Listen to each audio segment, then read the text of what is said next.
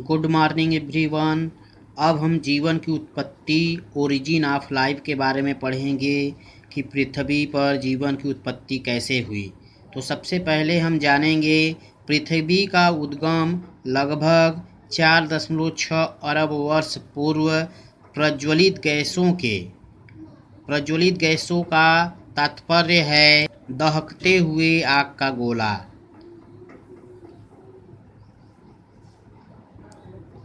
गैसों के एक पिंड से हुआ।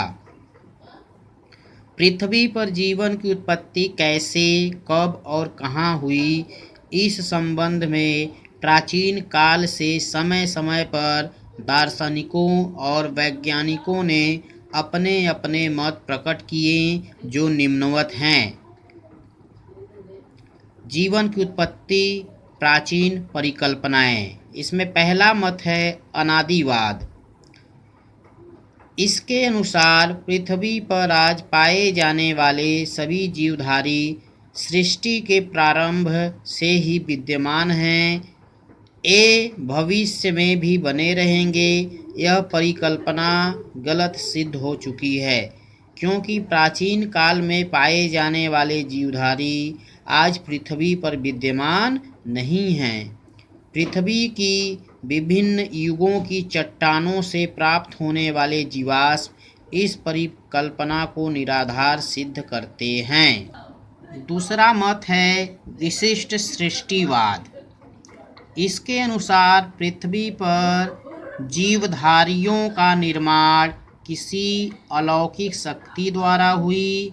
सभी जीवधारी अनादिकाल से ही पृथ्वी पर उपस्थित हैं और भविष्य में इनमें किसी प्रकार के परिवर्तन की संभावना नहीं है। विज्ञान की प्रगति के कारण विशिष्ट सृष्टिवाद परिकल्पना निराधार सिद्ध हुई है। जैसे इस वाद के अनुसार हिंदू धर्म के अनुसार सृष्टि का निर्माण ब्रह्मा ने किया तथा ब्रह्मा ने शरीर के विभिन्न भागों से ही पशु पक्षी, मनुष्यों और अन्य सजीवों की उत्पत्ति की है या इस मानी गई है। बाइबिल ईसाई धर्म की पवित्र धार्मिक पुस्तक है। इसके अनुसार पूरे ब्रह्मांड का निर्माण 6 दिनों में हुआ है, जिसमें पहले दिन पृथ्वी एवं स्वर्ग का, दूसरे दिन जल एवं आकाश का, तीसरे दिन पृथ्वी की शुष्क भूमि एवं वनस्पतियों का, चौथे दिन सूर्य, चंद्रमा एवं तारों का, पांचवें दिन मछलियों एवं पक्षियों तथा छठे दिन स्थलीय जंतुओं एवं मनुष्यों का निर्माण हुआ। प्रथम पुरुष का नाम आदम था, जिसकी 12वीं पसूली से प्रथम स्त्री होवा का विकास हुआ। तीसरा मत है ब्रह्मांडवाद। यह परिकल्पना रिचटर 1865, प्रेयर 1880, हेमहोज 1884, आर्हिनियस नोबेल पुरस्कार विजेता होइल बांडी आदि की है। रिचटर ने ब्रह्मांडवाद में कहा कि ब्रह्मांड के किसी अज्ञात भाग या अंतरिक्ष से जीवों के बीजाणु पृथ्वी पर पहुँचे और पृथ्वी पर जीवन की उत्पत्ति हुई।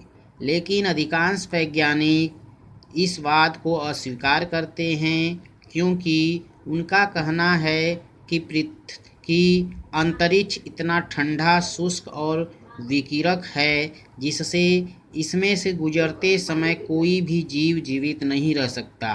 यदि कोई जीव पृथ्वी के वातावरण में प्रवेश करता है तो वह घर्षण के कारण नष्ट हो जाएगा। अतः इस परिकल्पना को अस्वीकार कर दिया गया।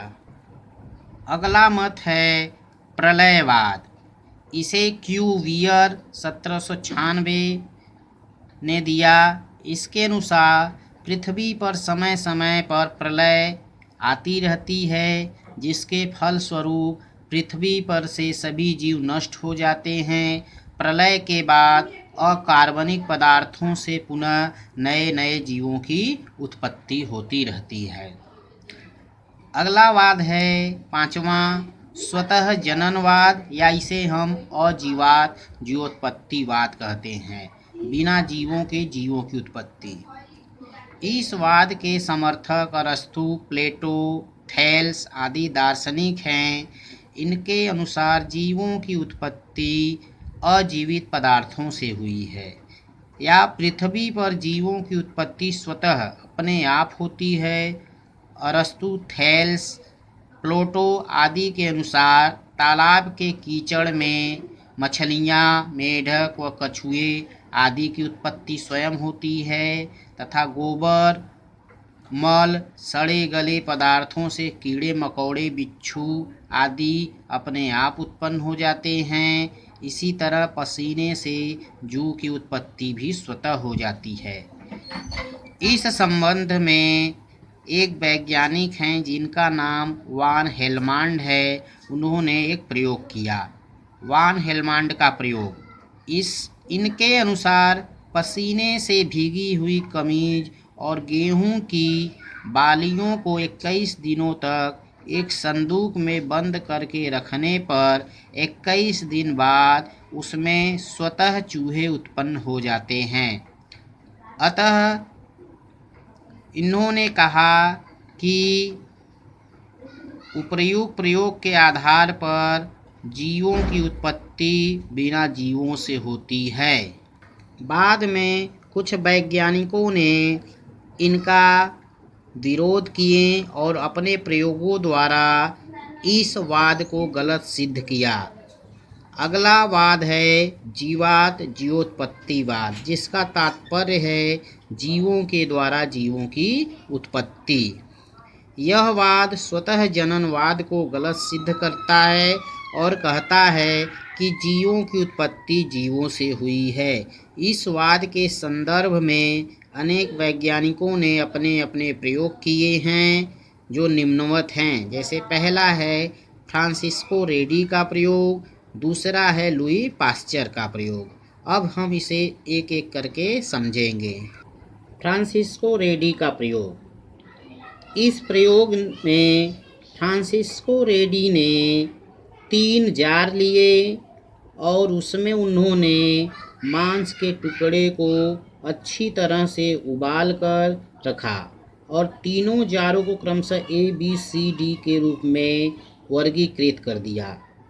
पहले जार A को उन्होंने खुला छोड़ दिया, दूसरे जार B में उन्होंने पार्चमेंट कागज से उसके मुंह को बंद कर दिया और तीसरे C जार में मांस का टुकड़ा रखकर उसे महीन कपड़े या जालीदार कपड़े से उसके मुंह को बांध दिया। कुछ दिनों के बाद उन्होंने तीनों जारों A, B, C का निरीक्षण किया और उन्होंने देखा कि जो A जार है उसका मुंह खुला था और उसके अंदर मांस जो रखा था उसमें ढेर सारे मक्खियों, कीटाणुओं, जीवों के लार्वे, बच्चे पाए गए। जबकि जो दूसरा जार B था और तीसरा जार C था, तो तीसरा जार जो C है उन्होंने देखा कि C जार के मुख पर जालीदार कपड़े थे, जिससे कारण मांस के टुकड़े से कुछ दुर्गंध या सड़ने के कारण जो महक बाहर निकलता था उससे सूक्ष्म जीव आकर्षित हुए और उस कपड़े के द्वारा या कपड़े के ऊपर उनके लार्वे, बच्चे और सूक्ष्म जीव पाए गए। जबकि जो B जार है उसका मुंह पार्चमेंट कागज से ढका था और उसका उन्होंने जब निरीक्षण किया तो देखा कि उस जार के अंदर कोई भी जीवधारी या सूक्ष्म जीव उपस्थित नहीं था। ऐसा क्यों हुआ? इसके बारे में फ्रांसिस्को रेडी ने बताया कि चूँकि पहले जार A का मुंह खुला था, अतः वहाँ सभी सूक्ष्म जीव, मक्खी, मच्छर आदि पहुँचे और उनके बच्चे उपस्थित हुए। और जो सी जार है वहाँ पर भी जीवधारी पहुँचे और उनके लार्वे बच्चे वहाँ मौजूद थे। लेकिन जो बी जार है उसमें उनके सूक्ष्म जीव नहीं पहुँचे, जीवधारी नहीं पहुँचे और वहाँ पर उनके बच्चे मौजूद नहीं थे। इसका कारण स्पष्ट है कि जीवों के द्वारा जीवों की उत्पत्ति होती है। इस तरह से फ्रांसिस्को रेडी ने अजीवात जीवोत्पत्तिवाद के मत को गलत सिद्ध कर दिया। इसके बाद हम दूसरा प्रयोग लुई पाश्चर का प्रयोग समझेंगे, जिन्होंने जीवात जीवोत्पत्तिवाद के मत का समर्थन किया। इन्होंने एक फ्लास्क ले लिया और उसमें उन्होंने चीनी का घोल और ईस्ट का मिश्रण आधा भर कर उसको अच्छी तरह से उबाल लिया, जिससे कि उसमें पहले से जो उपस्थित जीवाणु हैं वो नष्ट हो जाए। और उसके मुख को यस आकार के नली से जोड़ दिया और उसके मुख पर रुई का कपड़ा लगा दिया। कुछ दिनों पश्चात उन्होंने उस सूप का या घोल का निरीक्षण किया और देखा कि उसमें कोई जीवधारी उपस्थित नहीं थे, जैसा चित्र बी में दिखाई दिया है। इसके बाद उन्होंने यस आकार की नली को फ्लास्क के मुख से तोड़ दिया और उसे 1 हफ्ते तक उसी तरह छोड़ दिया। 1 हफ्ते बाद उन्होंने देखा कि शोरबे में चीनी के घोल में जीवाणु उपस्थित थे, जैसा कि चित्र में दिखाई दिया गया। इससे उन्होंने निष्कर्ष निकाला कि फिगर ए और बी में जो जीवाणु थे वह शर्करा के घोल तक नहीं पहुंच पाए। रुई से छनकर नलियों से टकराते हुए वायु शुद्ध हो जाती थी और शर्करे के घोल तक शुद्ध वायु जाती थी, और जिससे कोई वहाँ पर जीवधारी उपस्थित नहीं थे। लेकिन फिगर सी में ऐसा दिखाई दिया है कि जब फ्लास्क के मुख की नली को तोड़ दिया गया तो अशुद्ध वायु जिसमें जीवाणु आदि उपस्थित थे वह शर्करे के घोल तक पहुँचते थे और वहाँ पर उनके जीव पाए गए।